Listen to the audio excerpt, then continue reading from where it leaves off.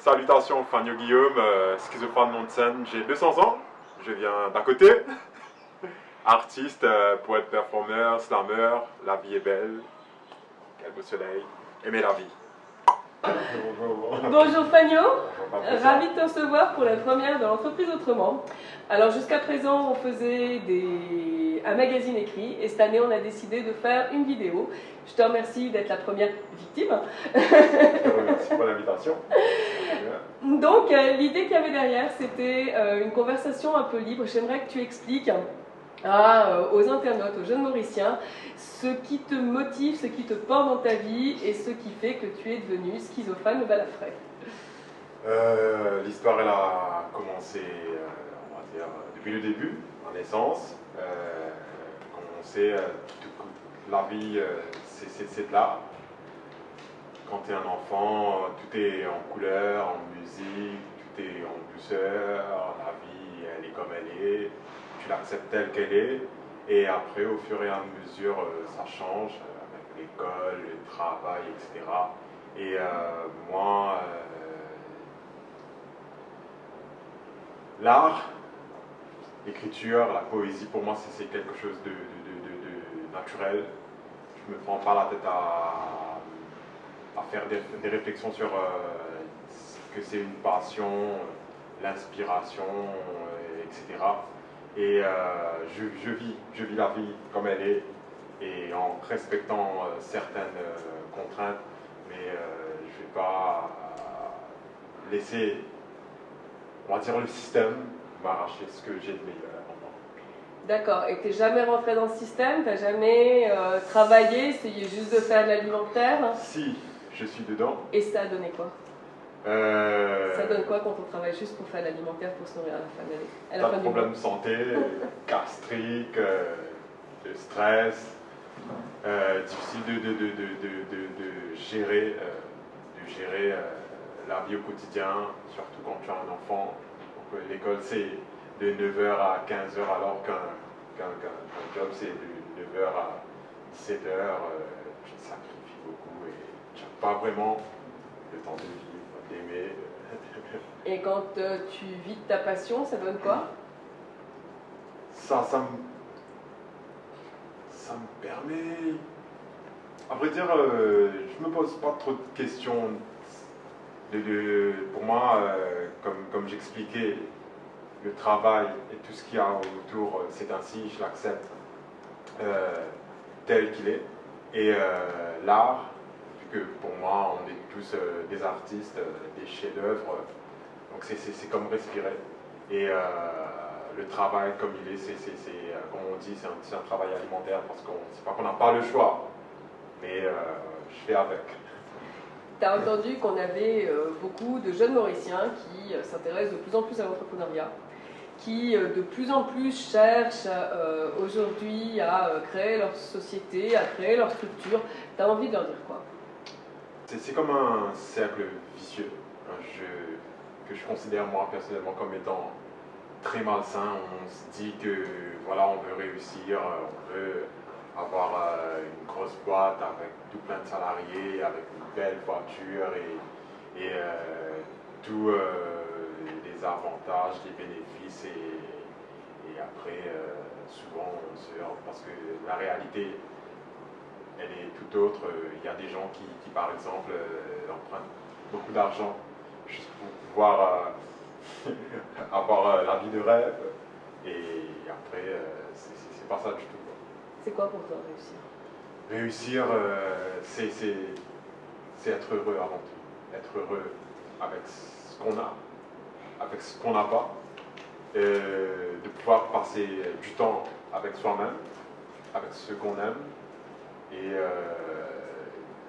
de pouvoir profiter des choses simples de la vie, la nature, la mer, voyager. Pour voyager, il faut de l'argent. Pas forcément voyager, prendre l'avion. Moi-même, je suis d'origine Rodriguez. Ça fait un bon bout de temps que je suis à Maurice. Je côtoie beaucoup d'étrangers. Des fois, je me dis depuis que je suis ici, j'ai pas encore eu l'occasion de visiter l'île. Pourtant, l'île Maurice, c'est petit, mais il y a beaucoup de choses à faire ici, à visiter, à découvrir. Oui, souvent c'est vendu pour ces plages, mais on sait tous, en vivant ici, qu'il y a beaucoup d'autres choses à faire. Ouais, c'est sûr. Est-ce qu'on peut parler de ton art? Cet art qui, la première fois que je t'ai entendu, m'a tiré les larmes des yeux. Cet art. Est-ce qu'on peut parler du slam?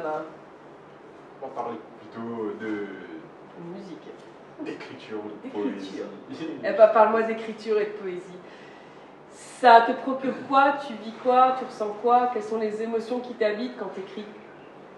C'est maintenant pour moi l'écriture, je considère que c'est comme de la sorcellerie.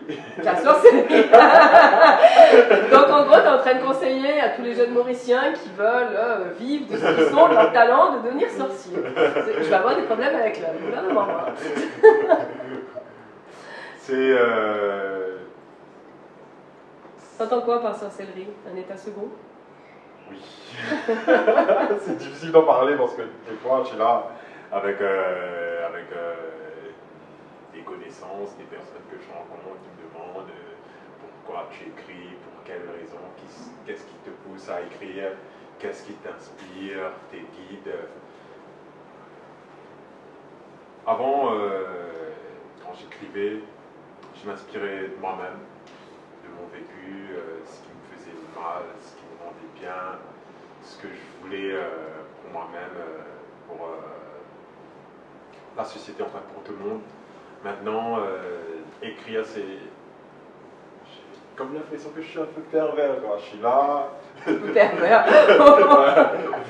Le mot est un peu fort. Je suis là, je me dis, j'invente un truc vite fait. J'invente quelqu'un, j'invente un pays, j'invente tout ce que je veux. T'as envie d'amener quoi au monde par ton écriture?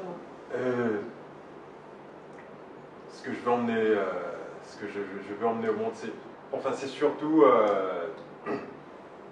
montrer aux autres que pour écrire, pour faire de la musique, pour dessiner, pour vivre, il suffit de rien. Tout est à portée de main. Et tout est. Moi, je considère qu'écrire, c'est quelque chose de facile. C'était un bon élève à l'école? Non. Parce que souvent on associe réussite et parcours scolaire. Non, enfin, je considère que je n'ai rien fait comme les autres. C'était, on va dire que j'allais à l'école de petit bonheur. Déjà, après l'école primaire, je ne savais pas que je devais passer au secondaire. Enfin, j'avais une vue d'ensemble, mais petit, on voulait tous devenir policiers, pompiers, pilotes. J'ai les domaines là-bas. Pour des armes en papier braquées sur nous. Et après, au fur et à mesure, vous découvrez que pour pouvoir, par exemple, devenir pilote, il faut beaucoup d'argent, des années d'études, il faut se spécialiser dans tel ou tel domaine. Des choses qu'on ne nous apprend pas forcément à l'école. On nous enseigne que les maths, les langues, les sciences. Et toi, si tu as un peu d'ambition, ou si tes parents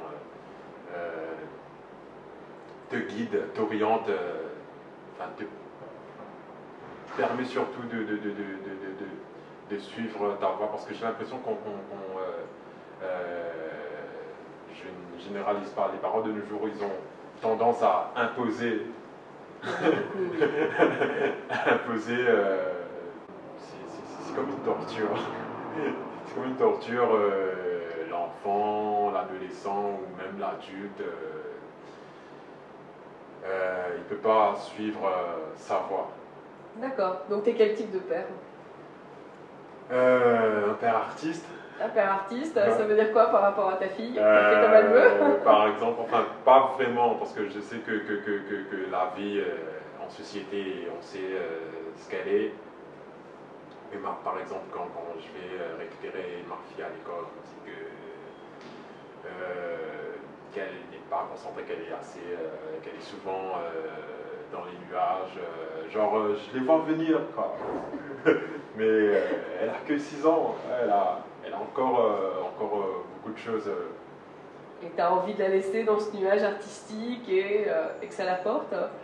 Entre guillemets, j'essaie de trouver l'équilibre entre pas déformer l'artiste qu'elle est, cette innocence, cette étincelle, et en faisant de sorte de